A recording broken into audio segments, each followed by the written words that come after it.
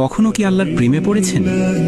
কোনো এক বিকেলে আকাশের দিকে তাকিয়ে মুগ্ধ হয়ে নিজেকে প্রশ্ন করেছেন, আল্লাহ কি আমাকে এখন দেখছেন?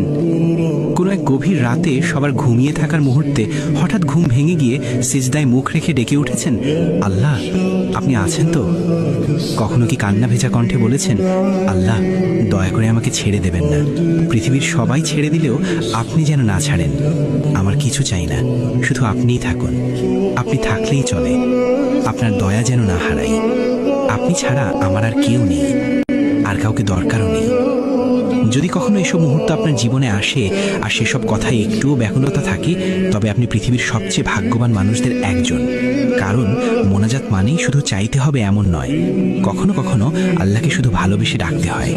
কোনো চাওয়া নেই, অভিযোগ নেই, শুধু প্রেম আছে। মন খুলে বলা, আল্লাহ আমি আপনাকে ভালোবাসি। এই ভালোবাসা যখন কারোর মধ্যে আসে, তখন দুনিয়ার কষ্টও মিষ্টি হয়ে যায়। সে তখন বুঝে যায় যে হৃদয়ে আল্লাহর ভালোবাসায় ভরে গেছে, সেই হৃদয়ে আর কিছুই আর থাকে না। কে যে পেয়ে গেছে তার আর কি লাগবে। হে আল্লাহ, আপনি আমাদেরকে আপনার প্রিয় বান্দাবান্দি হওয়া তৌফিক করুন এবং আমাদের সকলকে হেদায়েত করুন। আমিন।